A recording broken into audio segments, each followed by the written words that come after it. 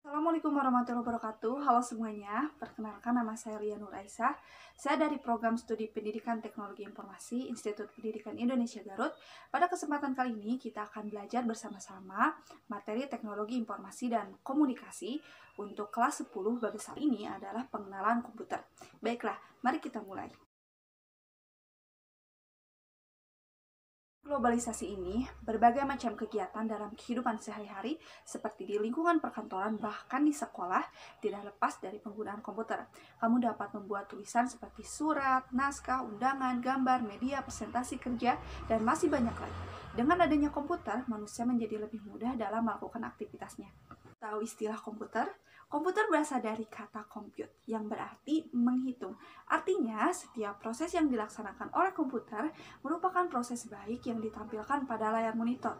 Suara, gambar, dan lain-lain diolah sedemikian rupa dari perhitungan secara elektronik. Fungsi sebagai alat bantu untuk menulis, menggambar, menyunting gambar atau foto, membuat animasi, mengoperasikan program analisis ilmiah, simulasi, dan untuk kontrol peralatan. Awalnya, komputer merupakan peralatan yang mahal dan berukuran besar.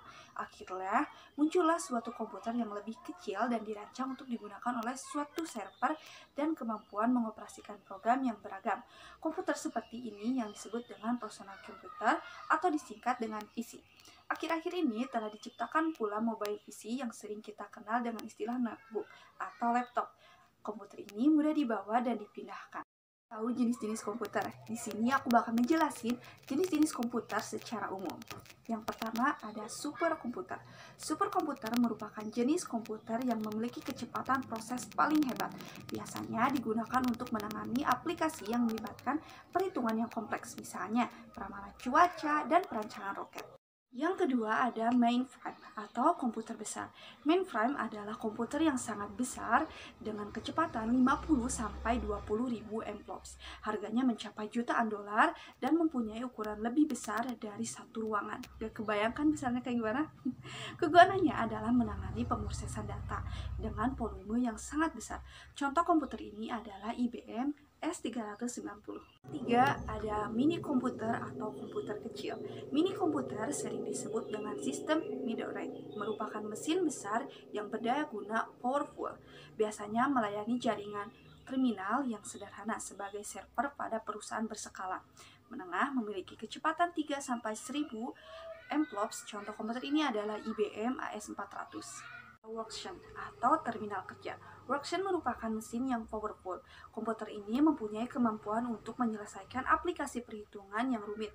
Dengan kecepatan 50-500 MFLOPS, komputer-komputer ini menggunakan sistem operasi Unix atau NT. Komputer jenis ini dilengkapi dengan prosesor rich yang powerful seperti Gital Alpha atau MIPS. Mikrokomputer lebih dikenal dengan personal komputer atau komputer pribadi. Merupakan komputer yang murah dan diproduksi secara banyak dan massal. Dengan kecepatan 1-5 MFLOPS, biasanya menggunakan DOS, Windows, atau sistem operasi yang sejenis. Komputer ini digunakan untuk aplikasi standar. Mikrokomputer dibedakan menjadi desktop PC, tower PC, notebook, laptop, PDA, dan laptop. Ada mikrokontroler. Mikrokontroler disebut juga embedded atau komputer yang suatu mikroprosesor yang berukuran kecil yang bisa dipasang pada peralatan elektronik cerdas, mobile maupun lip. Keunggulan dari mikroprosesor adalah membuat peralatan dapat diprogram. Komponen perangkat pendukung sebuah personal komputer yang terdiri dari beberapa pendukung utama seperti monitor. Ada sih komponen-komponen perangkat pendukung sebuah personal komputer, yaitu terdiri dari beberapa pendukung utama seperti monitor. Monitor merupakan layar yang digunakan untuk menampilkan program dan data yang sedang kita proses. Keyboard merupakan papan ketik yang berguna untuk memberi perintah pada komputer. Mouse merupakan sebuah peralatan digunakan sebagai pointing device, yaitu untuk mengklik menu atau tombol yang ditampilkan dalam layar. Ada juga casing. Casing berisikan banyak perangkat yang digunakan untuk pemrosesan. Dalam casing terdapat perangkat-perangkat antara lain hard disk, RAM, CD, DVD, drive processor, mainboard, dan lain-lain. Speaker adalah perangkat yang digunakan untuk menghasilkan suara.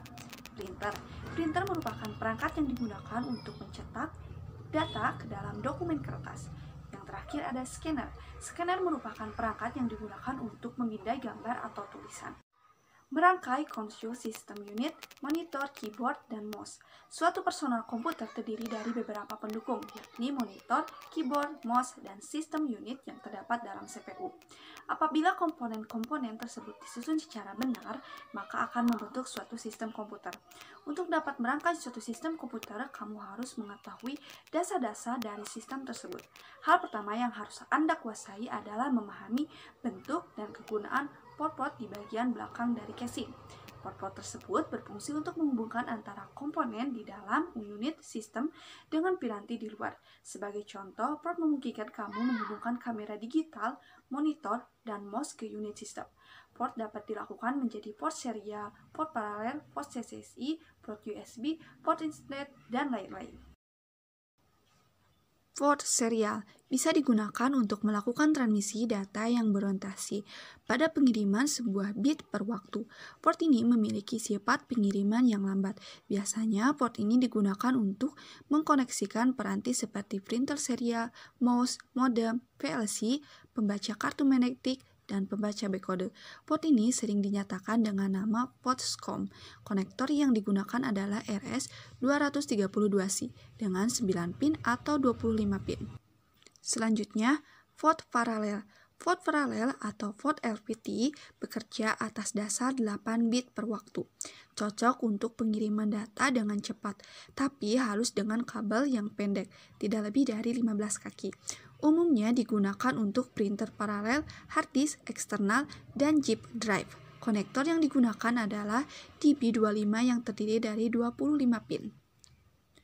Port USB. Port yang sangat populer saat ini, port ini dapat digunakan untuk menghubungkan berbagai piranti seperti kamera digital, camcorder, zip drive, scanner, joystick, dan printer. Port ini menampilkan kecepatan yang tinggi dibandingkan dengan port serial maupun paralel. Port USB ada dua macam, yaitu sebagai berikut. Malah konektor, steker dengan sejumlah min yang memiliki bagian yang menonjol untuk konektivasi dan pasangannya. Permalai konektor, sebuah plug atau skirt yang memiliki refleks lawannya adalah konektor pria yang memiliki pin. Port SCSI. Port SCSI, Small Computer System Interface, adalah jenis port yang memungkinkan koneksi antar peranti dalam bentuk sambungan menyambung. Port ini menawarkan kecepatan yang lebih tinggi daripada port serial maupun paralel. Kecepatan transfernya adalah 32 bit atau waktu. Biasa digunakan untuk menghubungkan hard drive, scanner, printer, dan tape driver. Konektor yang digunakan adalah DB25 dan 50 pin koneksi SCSI. Port in red digunakan untuk mendukung hubungan tanpa kabel, misalnya digunakan untuk menghubungkan mouse dengan memakai sinar infrared sebagai media transmisi. Port lain-lain terdiri dari port untuk keyboard, monitor, speaker, eksternal, mikrofon, dan jaringan. Port power input untuk memasang kabel power komputer. Kabel ini untuk menghubungkan dengan konektor listrik. Yang kedua, port power output untuk sumber listrik bagi peralatan lain seperti monitor, kipas casing untuk mendinginkan suhu di dalam power supply dari casing. Port keyboard untuk memasang kabel keyboard terletak pada mainboard. Port mouse untuk memasang kabel mouse terletak pada mainboard. Port VGA untuk menghubungkan antara komputer dengan monitor terletak pada kartu video. Port serial untuk menghubungkan komputer dengan peralatan yang menggunakan antarmuka serial. Misalnya, joystick, port ini jarang dipakai dan sudah diganti dengan USB. Port paralel untuk menghubungkan komputer dengan peralatan yang menggunakan interface paralel seperti printer. Port paralel ini mulai jarang dipakai dan sudah banyak diganti dengan USB. Port USB untuk memasang semua paralel yang mendukung interface atau antarmuka USB, misalnya kamera digital, printer, scanner, handphone, dan lainnya. Port RJ45 untuk menghubungkan komputer dengan jaringan komputer yang melalui kabel UTP. Port suara biasanya terdiri dari 3 macam. Line out digunakan untuk menghubungkan komputer dengan speaker atau handphone, biasanya berwarna hijau. Line-in digunakan untuk memasukkan suara misalnya dari TV tuner, biasanya berwarna biru. Mikrofon digunakan untuk memasukkan suara dari mikrofon, biasanya berwarna merah muda. Selanjutnya ada kipas casing, digunakan untuk pendingin casing. Slot tambahan untuk menambahkan kartu ekspansi seperti kartu video, kartu suara, TV, tuner, dan lain-lain. Setelah kamu menghubungkan masing-masing kabel ke dalam port yang sesuai dan benar, perlu juga memperhatikan instalasi atau piranti pendukung, khususnya yang menghubungkan ke arus listrik. Hal ini dilakukan dengan menghindari adanya kejutan listrik atau tegangan yang tidak stabil, dan juga digunakan untuk menghindari adanya pemadaman listrik yang mendadak. Peralatan tersebut antara lain sebagai berikut. Peralatan pertama yaitu pelindung kejutan atau sugar processor, merupakan peralatan yang berfungsi untuk melindungi komputer dari lonjakan, tegangan yang walaupun sesaat dapat merusak berbagai peralatan elektronik, termasuk komputer. Peralatan ini dipasang untuk menghubungkan colokan satu daya komputer dengan sumber listrik. Regulator tegangan. Regulator tegangan atau volt regulator adalah peralatan yang berfungsi untuk menstabilkan tegangan listrik, terutama berguna jika tegangan listrik dari sumber listrik tiba-tiba menurun. Gangguan ini ditandai dengan meredupnya lampu dan dapat menyebabkan komputer yang sedang hidup menjadi mati sesaat. Regulator tegangan dibuat dalam rangka untuk mengurangi gangguan seperti ini, terutama dipasang untuk menghubungkan colokan satu daya komputer dengan sumber listrik. Yang terakhir ada UPS atau Uniportable Power Supply, adalah peralatan yang memiliki baterai yang dapat menggantikan sumber daya listrik utama ketika si sumber listrik tersebut mengalami kegagalan. Ketika arus listrik dari sumber listrik utama mati, UPS menjadi sumber listrik utama sementara dengan kemampuan antara 15 sampai 1 jam. Dengan cara ini kita mendapat kesempatan untuk mematikan komputer sehingga jika ada dokumen yang belum kita save, bisa kita simpan dapat segera disimpan. Mungkin cukup sekian materi yang bisa saya sampaikan. Saya berharap materi yang saya sampaikan bisa bermanfaat. Terima kasih. Wassalamualaikum warahmatullahi wabarakatuh.